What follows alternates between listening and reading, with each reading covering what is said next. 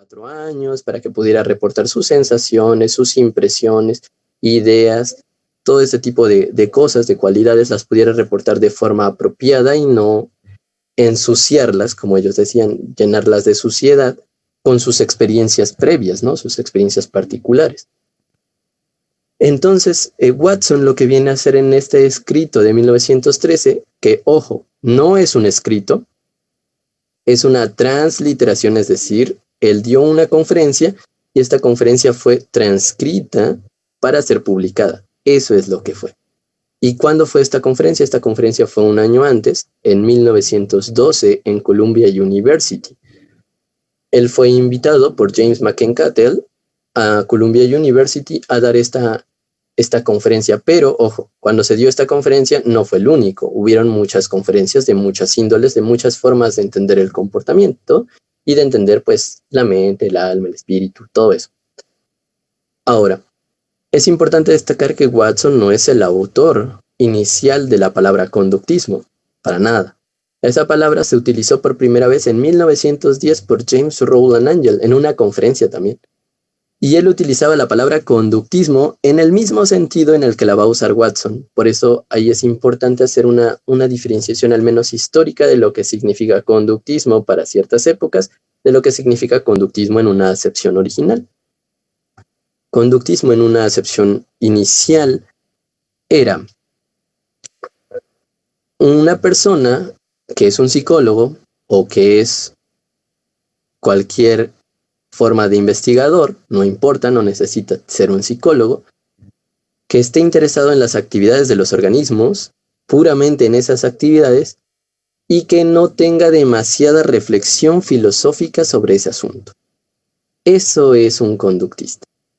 Entonces, Angell va a venir precisamente a decir esto en esa conferencia, y esa conferencia va a ser publicada, igual como artículo, igual en 1913, igual en Psychology Review, que es la misma revista donde publicaron el manifiesto conductista. Y este artículo, si ustedes lo quieren leer, se llama Comportamiento como una categoría de psicología. Es un artículo bastante interesante que nos va a hablar precisamente sobre que la psicología tendrá que sacrificar su autonomía, tendrá que sacrificar sus métodos exclusivos, tendrá que unirse a la biología o a cualquier otra rama de interés de comportamiento, ¿no? Y eso es interesante porque precisamente Watson en el manifiesto conductista indica: si los psicólogos humanos, refiriéndose a los psicólogos que estudiaban el comportamiento o la psique o como quieran llamarle humano, no estuvieran dispuestos a aceptar las explicaciones conductistas, que eran un poco más biologicistas, eran un poco más ecológicas, eran un poco más sociales y no tanto del self, tanto del uno mismo y tal, pues el conductismo tendría que volcarse a otras disciplinas, ¿no? Tendría que irse a otras áreas, ¿no? Y eso es interesante porque, pues precisamente muchos conductistas modernos, pues se aferran demasiado a la autonomía de la psicología, pero pues es algo que era un poco insostenible, al menos en estos dos artículos. Bueno, continuando con esto, es importante destacar aquí que allí hubo una ruptura, por no llamarla desligamiento, porque ese no es un término muy favorable en mi experiencia. Entonces, una ruptura que existió entre estas dos nociones, ¿no? Por un lado, teníamos a los estructuralistas, que en su afán de que les habían dicho que ellos se centraban únicamente en el Homo sapiens, pues empezaron a trabajar con humanos. Ahí tenemos los trabajos de Margaret Floyd Washburn, quien es una mujer pionera, alumna de Tishner, y que se dedicó a investigar los aspectos estructuralistas dentro de modelos animales. Eso es interesante. Por otro lado tenemos a William James, pero luego William James abandona la psicología y se vuelca hacia la filosofía, y entonces la psicología funcionalista de corte de James se queda sin un mentor, como dice Watson, se queda sin un maestro, sin un gurú, y al quedarse sin un gurú, pues entonces ya nadie sabe qué hacer. Pero en su línea, podríamos llamarla en su línea hereditaria conceptual, en las personas que él entrenó, estaba Mary Calkins, que ella pensó que la forma de hacer psicología era la centrarse en el self, en el yo, ¿no? En un sentido, primero era un sentido más biológico, después era un sentido más cerebral y después era ya un sentido un poco más filosófico.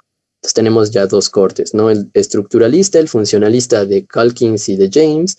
Por otro lado tenemos el de Ángel, pero ojo, Ángel se convierte en conductista y luego se reconvierte al funcionalismo más adelante. Entonces tenemos un tercer corte, pero ya más adelante.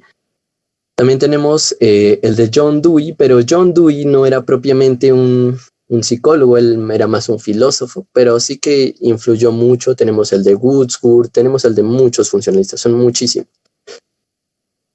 Y lo interesante es que el movimiento conductista empezó a ganar adeptos. Esto va a sonar mucho a religión, pero empezó a ganar muchas personas interesadas en el comportamiento porque parecía prometedor. En un principio les decía que era una producción puramente norteamericana. ¿Y a qué me refiero con esto? Es decir, reflejaba los intereses de Norteamérica. Por eso es por lo que atrajo a tantas personas hacia su forma de hacer psicología. ¿Y qué es esta forma de pensar de Norteamérica? Bueno, es la democracia, o al menos en ese tiempo era la democracia. Por otro lado era la oportunidad de cambio, es decir, que si uno mismo pretendía cambiar o ser algo, podía hacerlo. Hablaba sobre el sueño norteamericano, sobre las infinitas posibilidades, sobre que la sociedad podría educar al humano y no viceversa. Porque, ojo, aquí hay una cosa interesante. Cuando surge el conductismo, estaba en boga la eugenesia o ciencia del buen hacer, que ahora nosotros sabemos que es una pseudociencia en un sentido genético, ¿no? Y que pues pudo dar lugar a justificar barbaries como la de los nazis y otras muchas más, ¿no? En ese momento habían personas en Norteamérica, inclusive biólogos, que apoyaban la idea de que no emigraran más personas a Norteamérica porque ellos pensaban que ellos traían con ellos genes de la borrachera, genes de la tontería, genes de la pobreza y todas estas cosas. Incluso podemos recordar algunos criminólogos, creo que son, me parece, que abogaban en favor de estas ideas, ¿no? En que a lo mejor tener las manos pequeñas correspondía a tener ciertas características, quizás ser muy delgado, quizás ser gordito, y todo esto daban características psicológicas, ¿no? O de comportamiento. Entonces Watson viene a insistir aquí que no, que el Homo sapiens más bien va modificándose en base a la experiencia exacta. César Lombroso. Justamente allí el profesor Iván nos acaba de comentar esto. Sí, exacto. Él y otros muchos más venían a hacer este tipo de aseveraciones y allí va a surgir una cita que está muy descontextualizada de Watson que dice: dadme una docena de niños y prometo elegir uno al azar y convertirlo en un médico, abogado, ladrón o lo que tú quieras, ¿no? Pero hasta ahí se queda la cita, ¿no? Sin embargo, él dice: pero debo mencionar que me tienen que dar todas las posibilidades para poder modificar ese comportamiento. Es decir, se refiere a que le den todas las cosas que él necesite para poder entrenar a ese niño. Ahora bien, posteriormente, en ese mismo texto dice: sé que voy más allá de mi evidencia, pero los del lado contrario han estado yendo más allá de su evidencia por mucho tiempo y la gente les ha creído, ¿no? Entonces él pedía una oportunidad, ¿no? Entonces, como podemos ver aquí, no es como que Watson fuera no sé, una especie de terrorista contra el movimiento imperante en esa época. No, para nada. Él era un maestro de la Universidad Johns Hopkins, quien al llegar al laboratorio que había sido abandonado por su predecesor, por unas circunstancias poco favorables, socialmente vistas, él llega y se ocupa de este laboratorio, pero este laboratorio era el laboratorio original donde había trabajado Small. Entonces es complicado porque tenía cosas viejas, aún tenía esta doctrina funcionalista muy arraigada, y entonces él empieza a vincularse con otro autor que se llama Meyer, Adolf Meyer, que es un médico, y empieza a conversar con él, a escribirse cartas, empieza a tener una nueva noción del comportamiento. Y a pesar de que Watson empezaba a adoptar algunas ideas de Freud, unas ideas freudianas, Meyer insiste a Watson que dé una explicación alternativa a la de Freud, una explicación puramente norteamericana, ¿no? Y en ese sentido, pues Watson empieza a constituir precisamente su nueva idea. él da algunas conferencias a médicos de la Johns Hopkins y fundan un área dentro del Hospital Johns Hopkins que va a trabajar con niños y empieza a investigar el comportamiento de niños, el desarrollo genético de niños, ¿no? De hecho, hay otros pioneros que trabajaron en eso, ¿no? Por ejemplo, tenemos a Arnold Hessel, que precisamente Watson cita en su libro, en su libro de 1925. Es una idea muy curiosa y no es que Watson haya sido alguien que se lo haya sacado de la manga, dijera, ay, es que es esto y así se hace, no, sino ya habían muchas investigaciones previas que le ayudaron a tomar perspectiva, ¿no? Ahora, aquí algo importantísimo que ustedes deben saber es que cuando ustedes leen a Watson, deben de entender que su forma de análisis, su forma de síntesis, no es causalista, como muchos lo categorizan, ¿no? Él no es causalista, él es condicionalista. ¿Qué es esto del condicionalismo? Bueno, el condicionalismo igual es una idea muy vieja que él va a recuperar y va a unir a su sistema.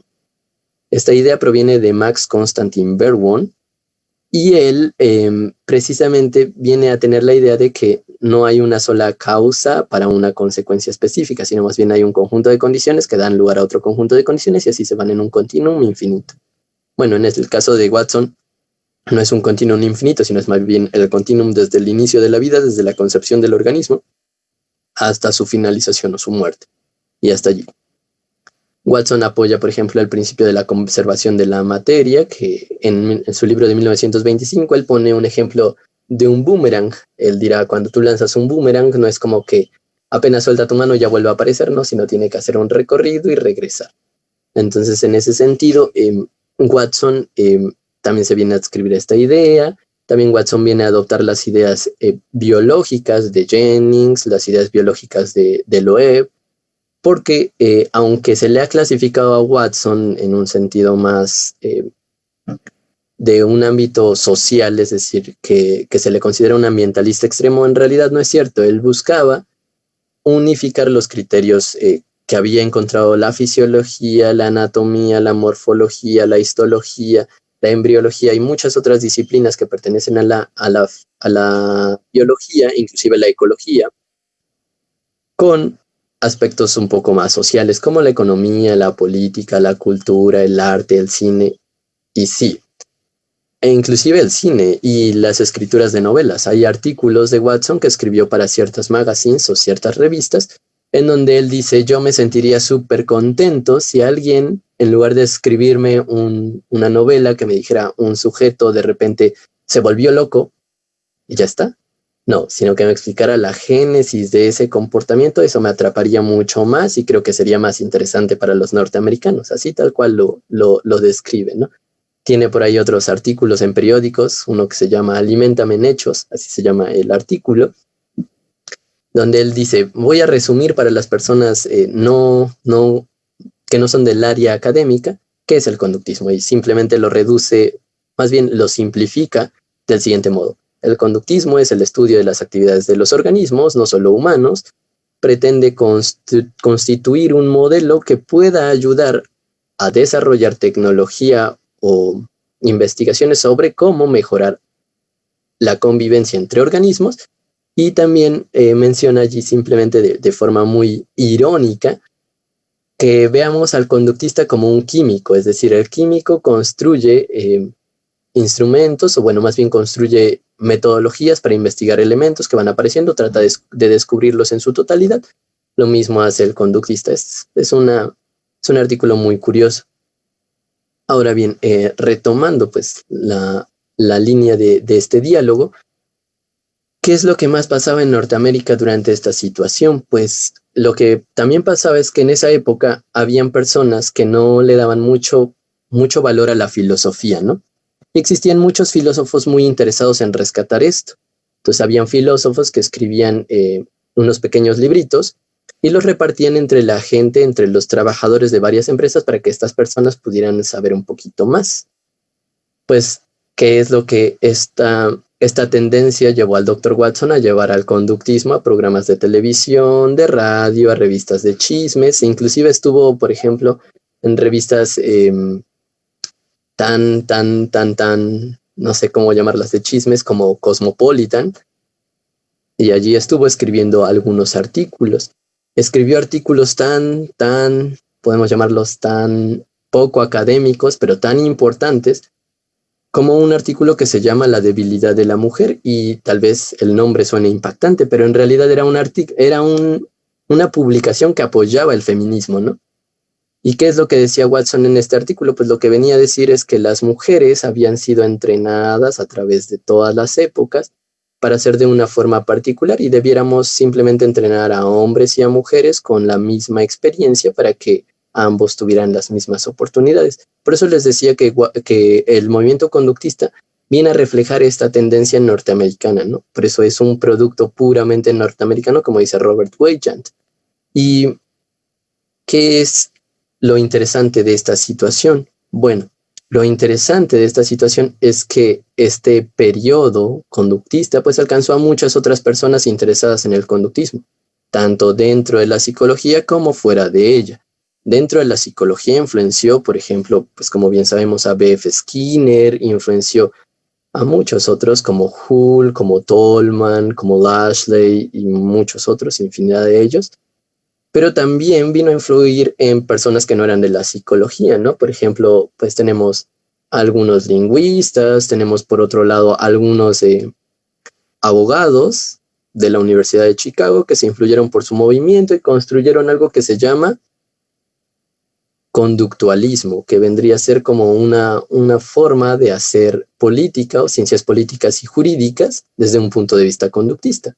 Es muy interesante ver hasta dónde alcanzó el conductismo, ¿no? Y es curioso porque a través del tiempo parece que el conductismo no sale de los laboratorios, parece que el conductismo no sale de la psicoterapia y hasta ahí se queda, ¿no? Pero en realidad tuvo un amplio margen de crecimiento. De hecho, si nosotros revisamos las publicaciones que llevan la palabra behaviorismo en alguna parte de su texto, no solo en el título, en alguna parte de su texto, de 1913 a 1925 la tendencia va a la alza, siempre va en crecimiento continuo. Y es bastante curioso. Ahora, comentándoles más sobre este contexto en donde surge el conductismo, pues también cabe destacar que en ese momento, en esa era, en esa época, pues también se veía muchísimo el recibir consejos, es decir, las madres cada vez leían más revistas, artículos, periódicos o veían la TV o programas de radio que hablaran de consejos. ¿Y qué es lo que eso vino a hacerle al conductismo? Pues vino a influir en la tendencia y Watson terminó escribiendo también algunos artículos que daban consejos sobre cómo criar niños, sobre cómo quitarse los miedos, sobre cómo trabajar, sobre cómo aumentar la tendencia de ventas, sobre cómo influir en los compradores, sobre cómo inclusive venía a escribir textos sobre cómo era su propia experiencia con otras personas, por ejemplo. Entonces, inclusive le invitaron a algunas conferencias, algunas pláticas, en donde tuvo debates con Will Durant, que es un filósofo vitalista, con quien pues él tuvo ahí bastantes diálogos. Para la gente popular lo hacían como si fuera una especie de obra de teatro, donde se sentaban pues los 4 participantes y dialogaban ellos como si estuvieran en una cena. Y es muy interesante porque ahora si nosotros vemos cómo está el conductismo o los conductismos en este momento, pues vamos a ver que son muy de academia, son muy serios, son de diferentes índoles, ¿no?